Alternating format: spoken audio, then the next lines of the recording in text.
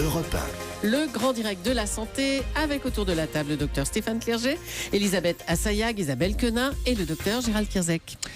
Et avec le docteur Gérald Kierzek, on va s'intéresser ce matin à une maladie qui touche bon nombre de fumeurs. 16 millions de fumeurs grosso modo en France. Et cette bronchopneumopathie chronique obstructive en touche presque 3 millions. Alors comment améliorer son quotidien quand on est atteint de cette maladie? Il y a déjà de nombreux témoignages au Standard d'Europe 1. C'est une maladie qui concerne beaucoup de gens. Et vous pouvez d'ailleurs continuer à nous appeler au 39 21. Expliquez-nous donc ce que c'est que cette broncho...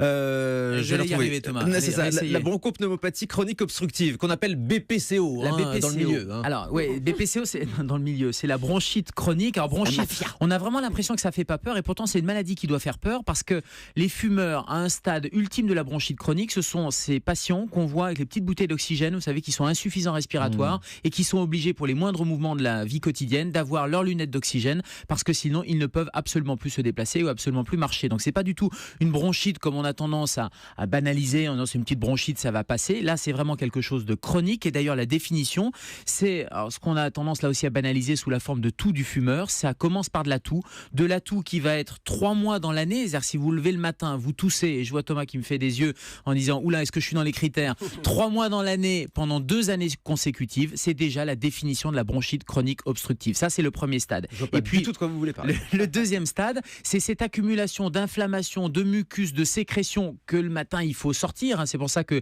les fumeurs toussent. Eh bien, ça va s'accumuler. Ça va augmenter l'inflammation au niveau des poumons et ça va détruire progressivement les poumons jusqu'à un stade qui est le stade de l'insuffisance respiratoire et de l'emphysème avec ces fameuses bulles. Si on vous faisait un scanner des poumons, il y aurait des bulles au niveau des poumons et ça veut dire que ce sont des zones qui ne sont plus fonctionnelles, qui expliquent que vous n'arrivez plus à respirer au bout d'un certain nombre d'années de tabac. Donc ce sont essentiellement les patients fumeurs, évidemment 80% des BPCO, c'est lié 80-90% au tabac. Un fumeur sur 5 va développer une BPCO et c'est la fumée des autres aussi, c'est le tabagisme passif. Et puis, ce sont tous les polluants qui vont aller aggraver cette bronchite chronique.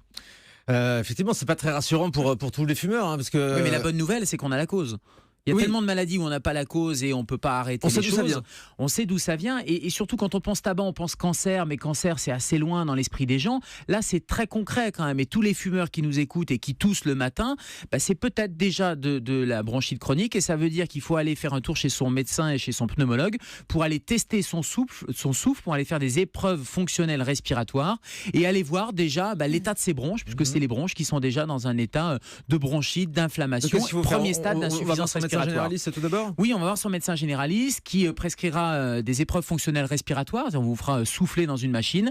C'est un peu comme l'asthme, c'est-à-dire qu'il y a la composante inflammatoire, les bronches qui se réduisent, et puis il y a un spasme, c'est-à-dire que ça va se fermer, et ça on peut le mesurer avec ces épreuves fonctionnelles, et ça permet déjà de voir à quel stade vous en êtes. Et puis le deuxième examen, c'est d'aller voir l'état des poumons, faire un scanner par exemple, et d'aller voir justement s'il y a des bulles d'emphysème, l'état des bronches, voir dans quel état vous êtes après X années de tabac. Ça, c'est un bon conseil. Mais alors, est-ce que ça se résorbe?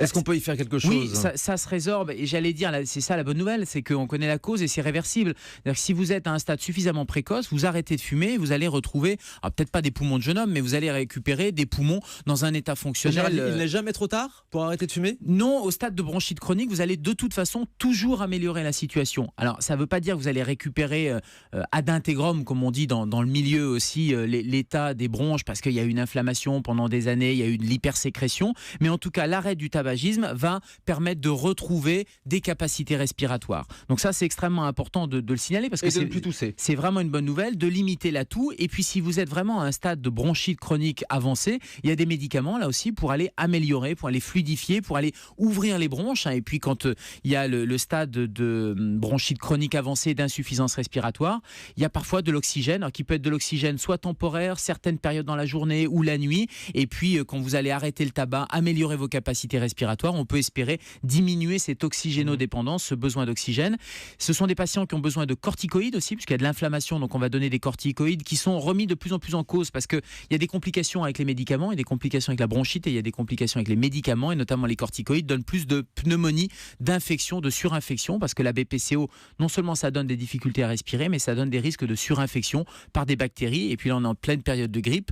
Les patients qui sont atteints de BPCO doivent se faire vacciner contre la grippe puisqu'ils ont un état pulmonaire qui est fragilisé. On vit avec cette maladie donc. On vit avec cette maladie, oui, plus ou moins bien. C'est-à-dire qu'on vit bien quand c'est simplement une petite toux, et puis au fur et à mesure, si on ne prend pas conscience des choses, on va vivre de moins en moins bien, jusqu'à de l'oxygénothérapie, de l'oxygène à la maison, des extracteurs d'oxygène. Ça, c'est grave, ouais. Il y a de la réadaptation respiratoire qui est importante. Il y a des moyens aussi qui peuvent améliorer. Encore une fois, ça sert à rien, j'allais dire, de donner des médicaments ou d'aller donner des conseils si on n'arrête pas le tabac. Il faut vraiment arrêter la cause. Mais on peut quand même améliorer les choses. Une alimentation, et on sait qu'une alimentation riche en oméga 3, la diminution de la viande rouge, on en parle beaucoup dans cette émission, ça a été évalué, ça a un vrai effet bénéfique pour la BPCO. Et puis l'exercice physique, l'activité physique, 2-3 heures d'activité physique par semaine, ça permet, alors c'est de la marche, c'est pas forcément du jogging. D'abord, malheureusement, quand on est au stade d'insuffisance respiratoire, on ne peut pas. Mais une activité physique sous la forme de marche permet d'améliorer et de mieux respirer. Lutter contre le surpoids aussi, parce qu'on imagine bien que mécaniquement, on a des poumons qui ont déjà du mal à respirer, à inspirer et à expirer. Si en plus un surpoids, eh bien ça va pas arranger les choses. Et puis il y a un certain nombre d'autres méthodes qu'on appelle des médecines alternatives, mais la relaxation peut aider. On a parlé aussi de l'alimentation, et puis il y a certaines médecines traditionnelles qui peuvent améliorer aussi un peu l'état respiratoire.